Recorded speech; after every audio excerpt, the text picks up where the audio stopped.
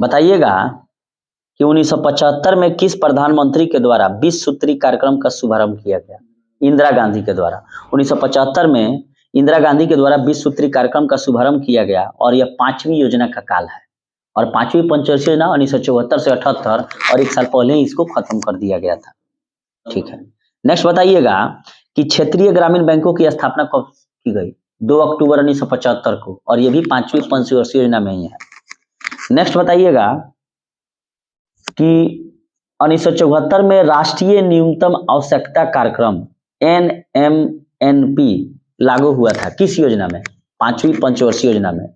तो न्यूनतम आवश्यकता कार्यक्रम NMNP 1974 में 5वीं में, उसके अलावा क्षेत्रीय ग्रामीण बैंकों की भी स्थापना 5वीं पंचवर्षीय योजना में 2 अक्टूबर 1975 में और 1975 में भी इंदिरा गांधी द्वारा 20 सूत्री कार्यक्रम लागू हुआ था।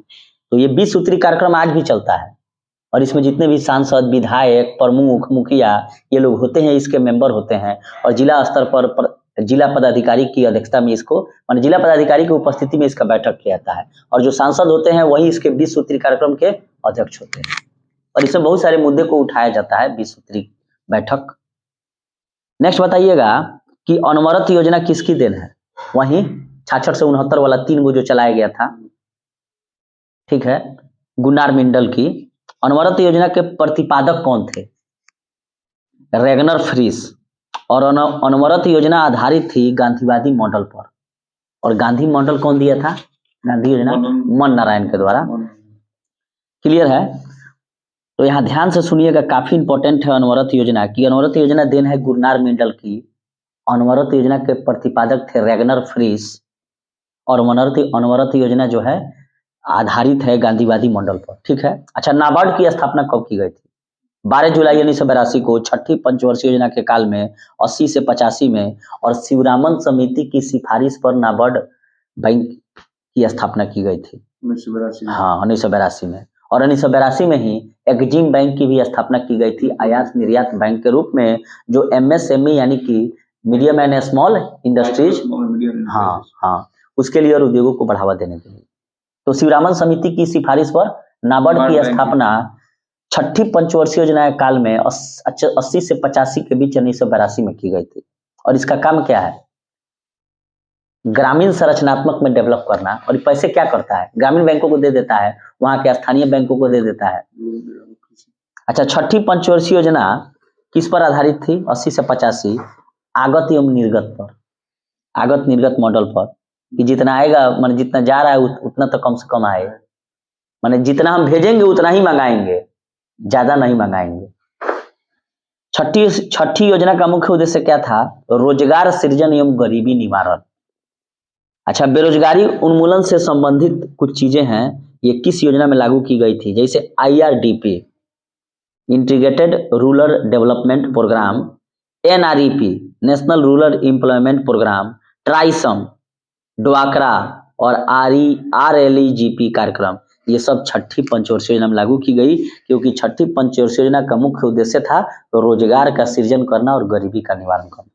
राष्ट्रीय ग्रामीण रोजगार योजना कब प्रारंभ हुई थी? 6ठी योजना काल में। और राष्ट्रीय रोजगार योजना शुरू करने वाला पहला राज्य महाराष्ट्र है। 7वीं योजना की अवधि क्या थी? 85 से 90। अच्छा, इंदिरा आवास योजना 85 से 86, जवाहर रोजगार योजना 1989 का जो प्रारंभ है यह 7वीं पंचवर्षीय योजना में ही है। यही इंदिरा आवास योजना, लोगों को पैसा नहीं मिलता है घर बनाने के लिए। नेहरू रोजगार योजना 1989, ये भी 7वीं में हुई थी। 8वीं पंचवर्षीय योजना का कार्यकाल क्या है? 92 से 97 और यह W मिलर ने इसका मॉडल दिया था। और 8वीं योजना का मुख्य उद्देश्य क्या था? ह्यूमन डेवलपमेंट के साथ मानव विकास। और यही ना 8वीं पंचवर्षीय योजना कार्यकाल में उदारवादी लिबराइजेशन, प्राइवेटाइजेशन एवं कार्यक्रम शुरू किया गया। 8वीं योजना का विकास दर लक्ष्य था 5.6 एवं प्राप्ति लक्ष्य था 6.8, सफल रहा। और सबसे खराब पंचवर्षीय योजना 3री। महिला समृद्धि योजना 2 अक्टूबर 1993 का प्रारंभ हुआ 8वीं योजना के काल में और 8वीं योजना का समय है 92 से 97। प्रधानमंत्री रोजगार योजना 93 में 8वीं योजना काल में। आगत निर्गत मॉडल पर आधारित 9वीं योजना में क्या था? सोशल जस्टिस और समानता के साथ आर्थिक विकास। सामाजिक न्याय एवं समानता के साथ आर्थिक विकास 9वीं योजना का काल है 97 से 2002। और 10वीं योजना 2 से 7। और 10वीं योजना का मुख्य उद्देश्य क्या था कि देश में गरीबी और बेरोजगारी को समाप्त करना। और इस समय कौन था? अटल बिहारी वाजपेयी। अब तक की सबसे सफल और सबसे विकास दर वाली योजना 10वीं योजना थी, वहीं अटल बिहारी वाजपेयी वाली। और 10वीं योजना का विकास दर 8% लक्ष्य तय किया गया था और प्राप्ति हुआ 7.6। 11वीं योजना की अवधि 7 से 12 है और 11वीं पंचवर्षीय योजना का मुख्य लक्ष्य था तीव्र और समावेशी विकास। 12वीं योजना 12 से 17 और 12वीं योजना का मुख्य उद्देश्य था तीव्र संपोषणीय और आर्थिक समावेशी विकास। योजना पत्रिका का प्रकाशन किसके द्वारा किया जाता है? सूचना एवं प्रसारण मंत्रालय। आर्थिक सुधार नीतियों का शुभारंभ कब किया गया? आ गया प्राइवेटाइजेशन, लिबरलाइजेशन 1991 में। और आर्थिक नीति 1991 के दौरान भारत के वित्त मंत्री मनमोहन सिंह से आर्थिक क्षेत्र में उदारीकरण के एक नए युग की शुरुआत 1991 में हुई और भारतीय अर्थव्यवस्था के उदारीकरण का अग्रदूत मनमोहन सिंह को कहा जाता है। ट्राइसम ग्रामीण युवाओं हेतु स्वरोजगार योजना की शुरुआत 1979।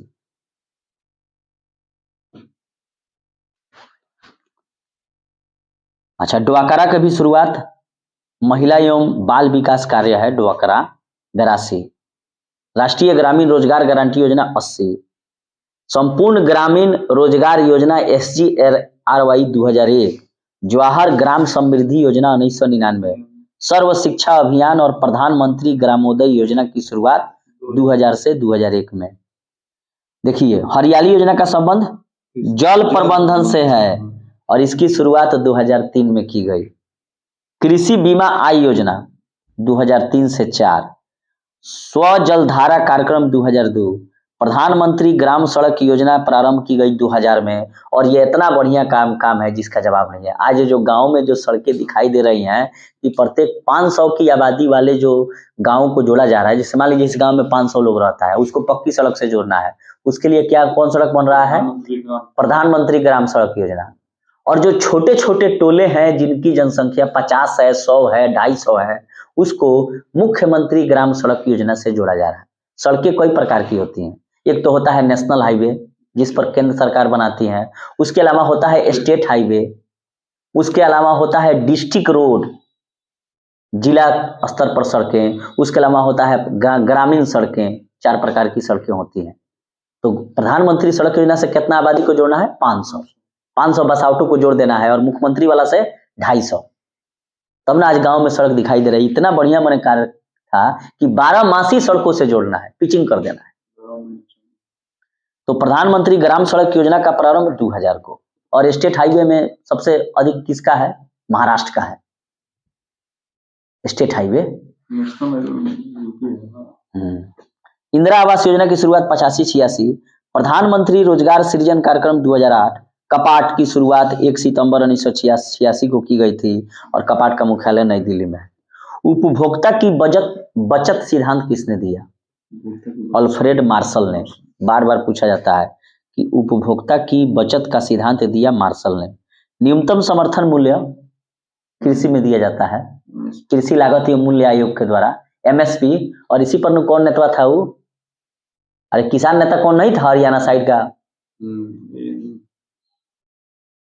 बड़ा सब जगह है टिकैत पूरा बवाल किए थे टिकैत, न्यूनतम समर्थन मूल्य, समझे ना? MSP। और MSP का निर्धारण करता है कृषि लागत एवं मूल्य आयोग CACP। और खाद्यान्नों का न्यूनतम समर्थन मूल्य शुरू किया गया 1964-65 से। भारत में सबसे पहले चकबंदी 1920 बड़ौदा गुजरात में लागू हुई। और चकबंदी 2 प्रकार का होता है, एक होता है ऐच्छिक और दूसरा होता है अनिवार्य। चकबंदी का मतलब क्या समझते हैं? जैसे मान लीजिए कि यहाँ मेरा 50 कट्ठा खेत है और आपका यहाँ 20 कट्ठा है, और आपका जहाँ खेत है वहां मेरा 10-20 कट्ठा है और आपका 50 कट्ठा है, तो वहां का खेत आपको दे देंगे और यहाँ का खेत हम ले लेंगे, ताकि बड़ा प्लॉट रहेगा तो कृषि कार्य करने में ज्यादा आसानी होगी। और भारत में जो है क्या है कि ये सब क्या है? भारत में जो जोतों का आकार है वो बहुत छोटा है, लघु जोत, लघु एवं सीमांत किसानों की संख्या ज्यादा है, इसलिए एग्रीकल्चर का कार्य नहीं हो रहा है। इसीलिए सरकार जो है 3 कृषि बिल लाया था, यानी कि उसमें भी प्राइवेटाइजेशन करना चाहता था, लेकिन यहाँ पर नेताओं ने उसको होने नहीं दिया। और पता नहीं कि उससे आगे उसका क्या फायदा होता, क्या घाटा होता, लेकिन जिस तरह सरकार ने नियम बनाया था उससे फायदा ही होने वाला है। सरकार कभी भी ऐसे कोई कार्य नहीं करेगी जिससे कि आम जनता को नुकसान हो। आज आधार कार्ड आया है, आधार कार्ड से कम फायदा है, क्या हो रहा है आधार कार्ड से? लोग कह रहा है कि आधार कार्ड खराब है, हमारा निजी चीज जा रहा है। गजब हाल है भाई। आधार कार्ड से भ्रष्टाचारी रुकी है। एक आदमी 2 गो इंदिरा आवास नहीं उठा सकता है, एक आदमी 2 बार पेंशन नहीं उठा सकता है, लेकिन डाटा भी हो रहा है चोरी। अरे चोरी हो चाहे कुछ भी हो। देखिए, कहने का मतलब है मोदी सरकार का ये कहना है, मैं कोई सरकार का ये बड़ाई नहीं कर रहा हूँ, मैंने जो भी वर्तमान में कोई भी केंद्र सरकार हो, वो आधार कार्ड लागू करने के पीछे उसका यही है कि सही व्यक्तियों के हाथ में पैसा जाए। आप आधार कार्ड नहीं देते थे, पता नहीं चलता था कोई वो पेंशन उठा रहे हैं, एक ही आदमी 3 जगह से पेंशन उठा रहा है, एक ही आदमी 2 जगह इंदिरा आवास ले लिया। अब जाइए ना तनी इंदिरा आवास उठाने, सर्च दे डालेगा आधार कार्ड, पता चल जाएगा कि हमारा ही 2 साल पहले इंदिरा आवास उठा लिया है। तो ये वो जो पैसा बचा वो कहीं और जाके डेवलपमेंट कार्य में या किसी अन्य गरीब को मिलेगा। आधार कार्ड 2 आदमी, एक कौन आदमी 2 जगह से पेंशन नौकरी का उठा रहा था। तो चकबंदी ऐच्छिक अनिवार्य है, और ऐच्छिक चकबंदी की शुरुआत हुई थी पंजाब में 1921 से, और अनिवार्य चकबंदी शुरू हुई थी मध्य प्रदेश में 1928 से। तो चकबंदी की शुरुआत बड़ौदा 1920 गुजरात वाला, ऐच्छिक 1921 पंजाब, और अनिवार्य 1928 मध्य प्रदेश से। देश में सर्वाधिक जोतों का प्रकार क्या है? सीमांत प्रकार क्या, और सीमांत जोत का आकार 1 हेक्टेयर से कम है। जोतों का आकार सबसे कम है कहाँ? तो केरला में, और जोतों का आकार सबसे ज्यादा है राजस्थान में। काहे नहीं होगा? बालू एरिया ज्यादा है। कृषि वर्ष, राजस्थान राजाओं का घर है। कृषि वर्ष माना जाता है 1 जुलाई से 30 जून को, और बैंकिंग वर्ष 1 अप्रैल से 31 मार्च तक। फसल बीमा योजना की शुरुआत की गई थी 1985 में। आ गया, पूछे थे उस दिन कि फसल बीमा योजना की शुरुआत 1985 में। कृषि जोतों पर टैक्स लगाने की सिफारिश कितने की थी? तो राज्य चलैया समिति ने कहा कि एग्रीकल्चर पर टैक्स लगा दीजिए। भारत में पहली कृषि जनगणना 1771, और भारत में राष्ट्रीय कृषि बीमा योजना की शुरुआत 1999 से 2000। देखिए, नेशनल एग्रीकल्चर फसल बीमा योजना, राष्ट्रीय कृषि बीमा योजना 1999-2000, और फसल बीमा योजना 1985। कृषि को इंडस्ट्रीज का दर्जा देने वाला पहला राज्य कौन है? कृषि को उद्योग का दर्जा देने वाला महाराष्ट्र। भारत में कृषि को वित्त प्रदान करने वाली सर्वोच्च संस्था नाबार्ड है, और इसकी स्थापना 1982 में हुई थी शिवरामन समिति की सिफारिश के आधार पर। रबी फसल कब बोइएगा? अक्टूबर नवंबर में, और काट लीजिएगा कब? मार्च अप्रैल में, और खरीफ बोइएगा जून जुलाई में। और धाग तीज मामर, धान, गन्ना, तिल, जौ से ज्वार, बाजरा, मक्का और रहर, ये सब खरीफ की फसलें हैं। ठीक है, धाग तीज बामर। जायद फसल है ककड़ी, तरबूज, खीरा, सब्जी। भारत की मुख्य खाद्य फसल चावल है।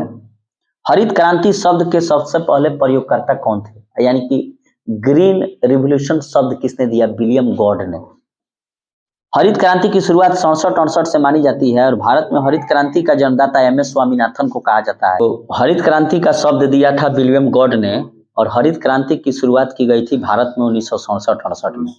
भारत में हरित क्रांति का जन्मदाता एम.एस. स्वामीनाथन, और विश्व स्तर पर नॉर्मल बोरलॉग, अमेरिका के थे वे, नॉर्मल बोरलॉग। हरित क्रांति में से सबसे प्रभावित फसल कौन था? गेहूं था। और हरित क्रांति के समय भारत का केंद्रीय खाद्य एवं कृषि मंत्री C.S. सुब्रमण्यम थे। काफी इंपॉर्टेंट प्रश्न है कि जब हरित क्रांति 67-68 में शुरू हुआ तो उस समय केंद्रीय खाद्य एवं कृषि मंत्री कौन थे? C.S. सुब्रमण्यम। और हरित क्रांति का जनक देश फिलीपींस को माना जाता है। सर्वप्रथम हरित क्रांति भारत के किस राज्य में लागू हुई? पंजाब में। और पीली क्रांति का संबंध तिलहन उत्पादन से। भूरी क्रांति का संबंध उर्वरक फर्टिलाइजर उत्पादन से। लाल क्रांति मांस एवं टमाटर उत्पादन। गुलाबी क्रांति झींगा उत्पादन। और झींगा कहाँ होता है? चिल्का झील में, उड़ीसा में जो है तटीय झील है, और साथ ही तटीय खारे पानी की भी सबसे बड़ी झील है। श्वेत क्रांति दुग्ध उत्पादन, और श्वेत क्रांति के जनक वर्गीज कुरियन। वहीं NDDB national dairy development board कहाँ? गुजरात के आनंद में। आज उन्हीं का देन है कि घर घर दूध मिल रहा है। और बिहार में भी एक कोऑपरेटिव संस्था है जिसका नाम है सुधा, जो दूध एवं दुग्ध उत्पाद बेचता है। और भारत दूध एवं दुग्ध उत्पाद के मामले में, दुग्ध उत्पाद का मतलब क्या समझते हैं? डेयरी प्रोडक्ट्स जो हो गए, डेयरी प्रोडक्ट्स जैसे पनीर, एक आता है हो कौन सी बोला जाता है, सुरभि, पेड़ा, ये सब क्या है? दूध, लस्सी, दूध उत्पाद है। अच्छा, रजत क्रांति का संबंध अंडा उत्पादन, बादामी क्रांति मसाला, गोल क्रांति आलू, नीली क्रांति का संबंध क्या है? मत्स्य, कृष्ण क्रांति पेट्रोलियम, और इसे ब्लैक रिवॉल्यूशन भी कहते हैं। ब्राउन क्रांति गैर परंपरागत ऊर्जा के स्रोत, गैर परंपरागत। सुनहरी क्रांति फल उत्पादन, सभी क्रांतियों का इंद्रधनुषी क्रांति है। प्रत्यक्ष कर, कौन कौन कर होगा प्रत्यक्ष कर बताइए तो? आयकर, इनकम टैक्स, संपत्ति कर, कॉर्पोरेट टैक्स, मृत्यु कर, भू राजस्व कर और उपहार कर, ये सब डायरेक्ट टैक्स हैं। और प्रत्यक्ष कर है बिक्री, तटकर, उत्पाद कर, सीमा शुल्क, ये सब मिला दिया गया है, जीएसटी। केंद्र सरकार लगाती है कौन कौन कर? आयकर, कॉर्पोरेट टैक्स, संपत्ति कर, धन कर, उपहार कर, सीमा शुल्क, कृषि धन पर कर। और राज्य सरकार द्वारा, राज्य सरकार का हाँ भू राजस्व, बिक्री कर वगैरह, कृषि पर आयकर, मनोरंजन कर, पथ कर, मोटरसाइकिल गाड़ी और पर कर। तो बताइएगा लाल क्रांति का संबंध किससे है? मांस एवं टमाटर। नाबार्ड की स्थापना किस समिति के सिफारिश पर की गई थी? शिवरामन समिति की सिफारिश पर 1982 में। बादामी क्रांति का संबंध किससे है? मसाला। और राष्ट्रीय ग्रामीण रोजगार गारंटी योजना किस योजना में प्रारंभ की गई? छठी योजना में। कृष्ण क्रांति का संबंध पेट्रोलियम। नाबार्ड की स्थापना 12 जुलाई 1982 को शिवरामन समिति की सिफारिश पर। भूरी क्रांति का संबंध किससे है? भूरी क्रांति उर्वरक उत्पादन। और वहीं अगर पूछा जाए बादामी क्रांति तो मसाला। राष्ट्रीय कृषि बीमा योजना की शुरुआत कब की गई थी? 1999-2000 में। और फसल बीमा योजना 1985। खदानों का न्यूनतम समर्थन मूल्य कब से शुरू किया गया? खदानों का न्यूनतम समर्थन मूल्य 1964-65 से शुरू किया गया। सीएससीपी, कृषि लागत एवं मूल्य आयोग द्वारा। उपभोक्ता का बचत सिद्धांत किसने दिया? अल्फ्रेड मार्शल ने। कपाट का मुख्यालय कहाँ है? तो नई दिल्ली में। इंदिरा आवास योजना कब शुरू की गई? 85-86 में। प्रधानमंत्री ग्राम सड़क योजना कब शुरू की गई? 2000 में। प्रधानमंत्री ग्राम सड़क योजना, प्रधानमंत्री ग्राम सड़क योजना गलती का है लिख रहा है ये, सन 2000 में। देखिए गलती लिख दिया है यहाँ पर आंसर ना, ठीक है। प्रधानमंत्री ग्राम सड़क योजना 2000 में। भारत में किस राज्य में सर्वप्रथम हरित क्रांति की सूत्रपात हुई? पंजाब में। हरित क्रांति का जनक देश फिलीपींस। भारत में हरित क्रांति के समय भारत का केंद्रीय खाद्य एवं कृषि मंत्री कौन था? CS सुब्रमण्यम। हरित क्रांति से सबसे प्रभावित फसल गेहूं। अच्छा, राष्ट्रीय ग्रामीण रोजगार योजना NREP की शुरुआत कब की गई थी? 1980 में। भारत में हरित क्रांति के जन्मदाता MS स्वामीनाथन। और नॉर्मल बोरलॉग तो विश्व स्तर पर हो जाएंगे अमेरिका वाले। और विश्व स्तर पर हरित क्रांति के जन्मदाता नॉर्मली बोरलॉग। भारत में हरित क्रांति की शुरुआत कब हुई? 67-68 से, ठीक है। हरित क्रांति शब्द का सर्वप्रथम प्रयोगकर्ता कौन था? William God. हरियाली योजना की शुरुआत कब हुई थी? 21 जनवरी 2003 को। और इसका संबंध जो है जल प्रबंधन है, वाटर मैनेजमेंट। अनवरत योजना के प्रतिपादक कौन थे? Ragnar Frisch. अनवरत योजना के प्रतिपादक रेगनर फ्रिस थे, और यानी कि प्रणेता। और वह अनवरत योजना दिया किसने था? तो गुरनार मिंडल ने। गुलाबी क्रांति झींगा उत्पादन। भारतीय अर्थव्यवस्था के उदारीकरण का अग्रदूत किसे माना जाता है? मनमोहन सिंह को। बहुत ही इंपॉर्टेंट ये प्रश्न है और बार बार पूछा जाता है कि भारतीय अर्थव्यवस्था के उदारीकरण का अग्रदूत मनमोहन सिंह को। ऐच्छिक चकबंदी की शुरुआत कहाँ की गई थी? ऐच्छिक चकबंदी की शुरुआत की गई थी पंजाब में। और अनिवार्य चकबंदी की शुरुआत की गई थी 1928 मध्य प्रदेश में। और ऐसे चकबंदी की शुरुआत की गई थी 1920 बड़ौदा में। भारत में पहली बार कृषि जनगणना कब की गई? 70-71 में, 1970-71। कृषि जोतों पर कर लगाने की संस्तुति किसने की? तो राज समिति ने, किसने? राज समिति ने। जोतों का आकार सर्वाधिक किस राज्य में है? तो राजस्थान में। और जोतों का आकार सबसे कम है केरल में। भारत में सर्व शिक्षा अभियान की शुरुआत कब की गई थी? 2000 से 2001 में। भारत में अनवरत योजना यानी कि रोलिंग प्लान की समय सीमा क्या थी? तो वही 78 से 80। क्षेत्रीय ग्रामीण बैंकों की स्थापना 2 अक्टूबर 1975। क्षेत्रीय ग्रामीण बैंकों की स्थापना 2 अक्टूबर 1975 को की गई, 5वीं पंचवर्षीय योजना के काल में। भारत में नई आर्थिक नीति कब शुरू हुई? 1991 से। भारत में सर्वाधिक कृषि जोत किस प्रकार की है? सीमांत प्रकार की है। और 20 सूत्री कार्यक्रम किस योजना में प्रस्तुत की गई थी? पंचम में। और 20 सूत्री कार्यक्रम की शुरुआत 1975 से। ब्राउन क्रांति का संबंध क्या? भूरी क्रांति बताइए। भूरी क्रांति गैर परंपरागत ऊर्जा के स्रोत है। और वहीं बादामी क्रांति मसाला और एक और क्रांति, अब भूरी क्रांति उर्वरक। भूरी क्रांति का संबंध उर्वरक उत्पादन, बादामी क्रांति का संबंध मसाला, और ब्राउन क्रांति, ब्राउन गैर परंपरागत ऊर्जा के स्रोत। और कृषि को उद्योग का दर्जा देने वाला प्रथम राज्य महाराष्ट्र।